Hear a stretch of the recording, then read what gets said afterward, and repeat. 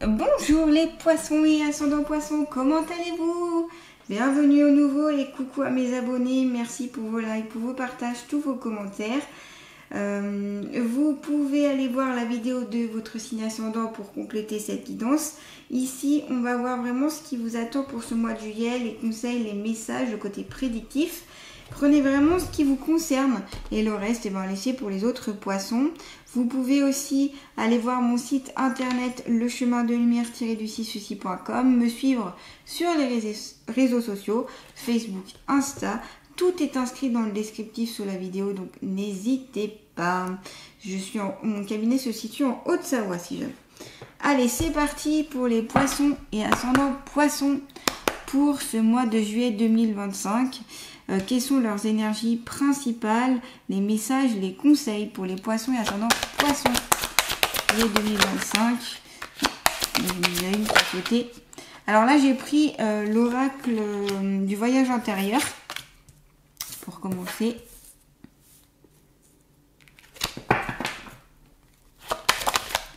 Ok, donc ici, il y a un choix à faire. Les poissons, il y aura un choix, ou des choix d'ailleurs à faire pour ce mois de juillet. Et ces choix vont peut-être en lien être avec votre créativité. C'est-à-dire que par le biais de votre créativité, par le fait que vous pouvez inventer tout ce que vous souhaitez, on a ce pouvoir tous créateur en soi, vous allez pouvoir faire des choix, vous allez pouvoir atteindre et prendre en considération ces choix. Ce qui vous amène à aller vers la créativité. Donc les choix vont dépendre de votre créativité, la créativité va dépendre de vos choix. C'est donnant-donnant si vous voulez. Les choix pourront vous mener sur différents chemins. Là, il serait bon de vous poser et de voir ce qui est le mieux ou le moins bon pour vous, pour vraiment faire ce choix en toute prise de réflexion, en toute confiance. Souvent, on dit d'ailleurs qu'il faut penser à sa première idée. C'est souvent la marque de l'intuition.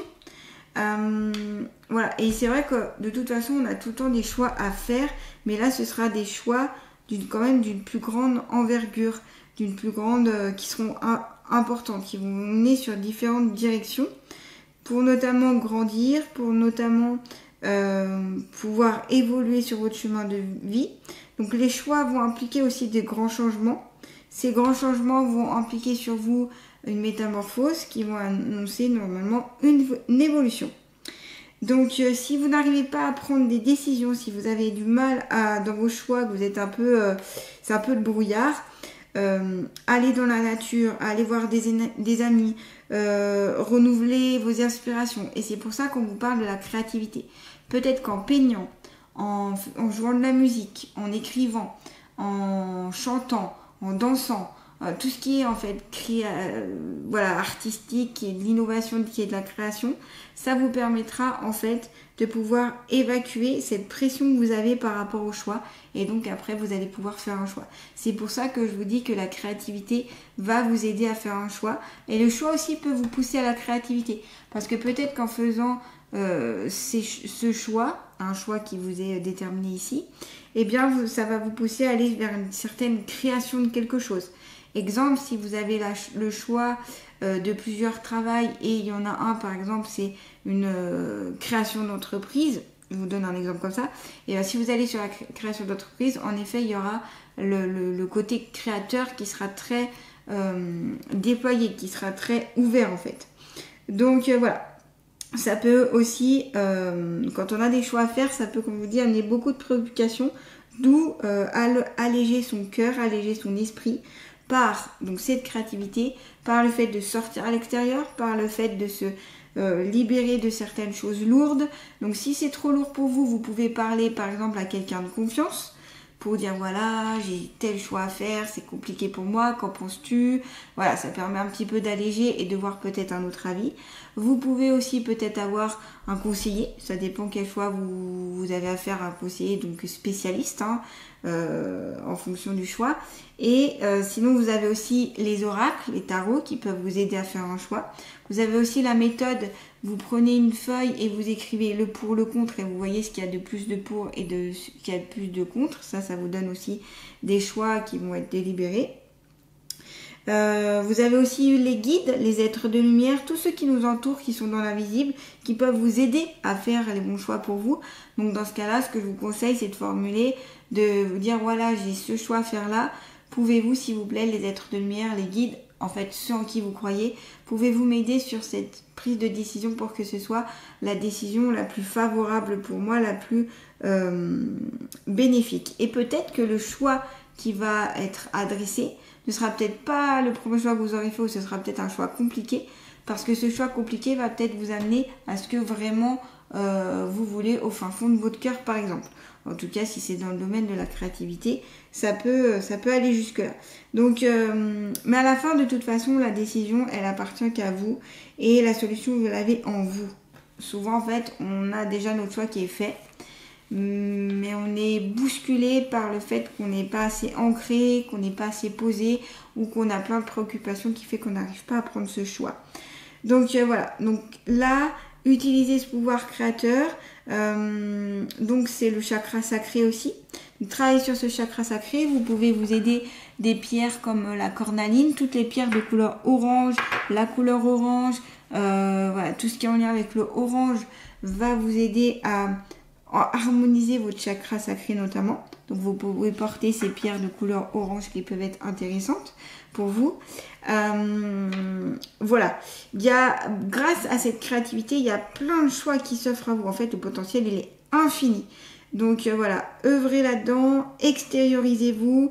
Donc chant, peinture, cuisine, bricolage, danse, théâtre, il y a tellement de choses que voilà. Et là, vous pourrez aussi lâcher prise et vous vous sentirez bien. Vous sentirez aussi, entre guillemets, comme on dit, à votre place. Donc voilà, créer pour pouvoir œuvrer, pour pouvoir être inspiré. Ça vous aidera donc pour ça. Ensuite, vous avez la participation. Donc, comme je vous disais, c'est peut-être des personnes autour de vous qui vont participer au choix, qui vont peut-être vous aider avec ce choix et donner leurs idées ou participer. Si par exemple, vous avez l'intention d'avoir un partenariat avec une personne, et bien en effet, il y aura la participation qui sera un peu obligatoire. Pour un partenariat, c'est mieux.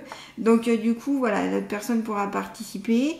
À quelle hauteur, à quel pourcentage, ça c'est à vous de voir ensemble, de communiquer pour savoir ce qui peut être fait ou pas fait.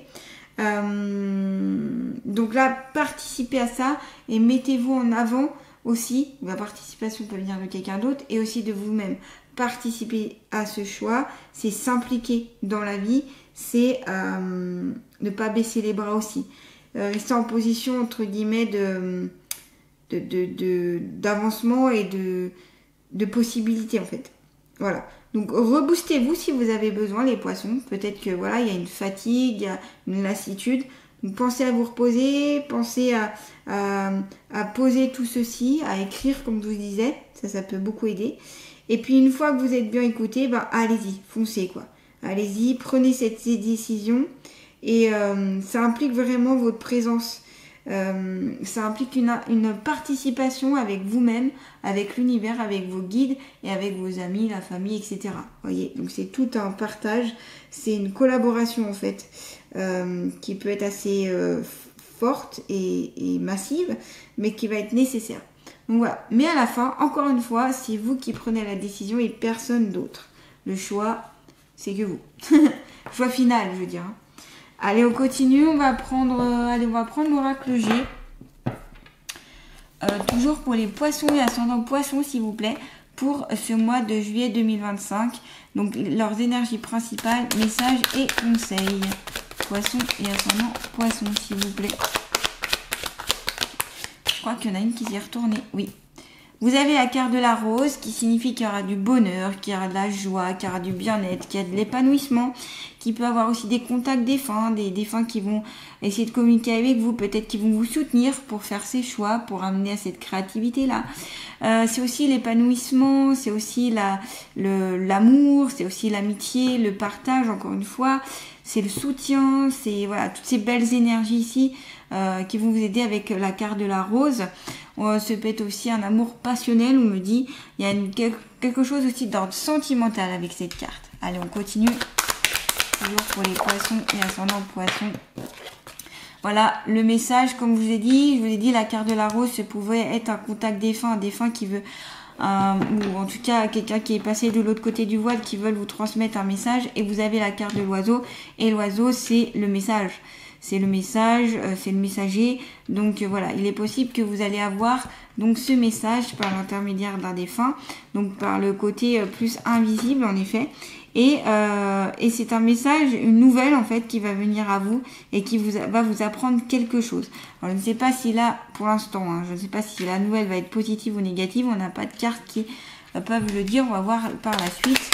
Allez, poisson et ascendant poisson. Juillet 2025, énergie principale, conseil et message. Je sais pas trop, ouais. Bon bah voilà, c'est aussi, alors cette carte elle renforce les autres cartes autour, et c'est que en effet il y aura pas mal de contacts, de participation, d'échanges, de communication ici. Pour moi je vois beaucoup de communication, beaucoup d'échanges, beaucoup de participation. Donc ce sera intéressant de prendre en considération ceci. Allez, poisson.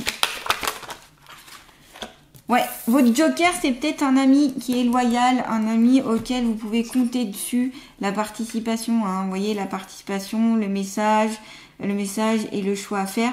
C'est peut-être un ami ici qui va vous aider, donc c'est quelqu'un de fidèle, c'est quelqu'un qui est vraiment, authentique. Qui ne vous laisse pas tomber, qui a toujours été là dans les moments où vous avez besoin de cette personne, dans les moments durs comme dans les moments moins durs. Cette personne va vraiment avoir entièrement confiance en cette personne. Donc, soit cette personne-là va se manifester courant juillet, soit c'est quelqu'un déjà que vous connaissez. Il y a de la fidélité ici, donc fidélité en amitié. Vous essayez de construire aussi quelque chose de très...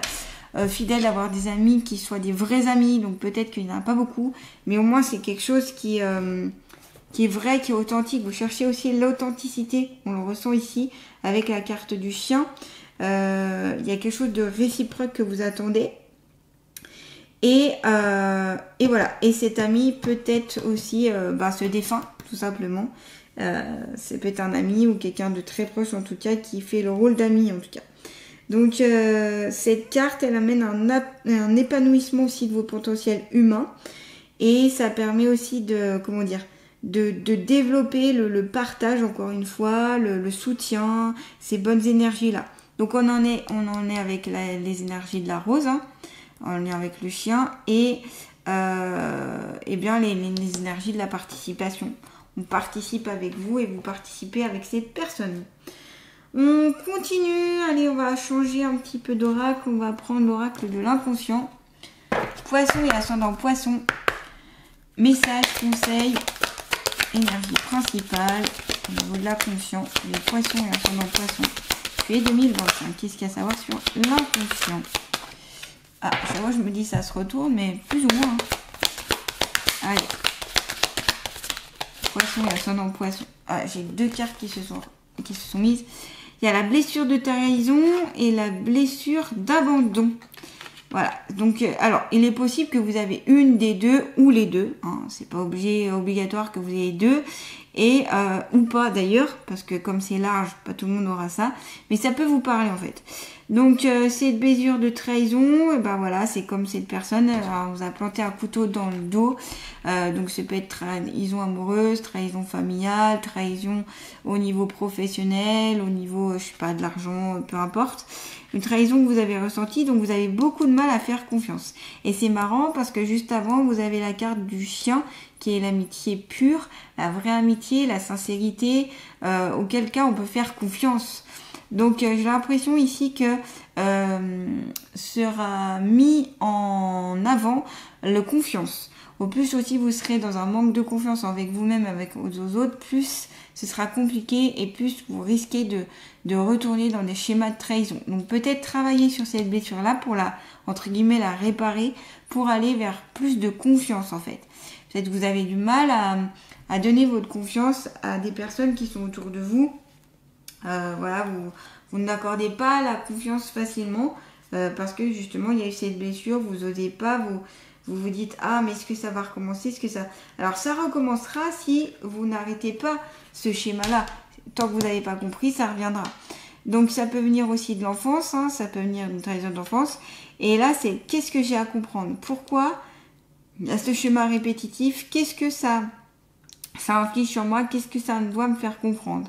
Donc peut-être qu'il y a beaucoup le rôle du contrôlant ici, vous contrôlez tout, vous lâchez pas prise, vous ne déléguez pas, vous ne laissez pas participer les autres personnes et c'est vous et comme ça et pas autrement.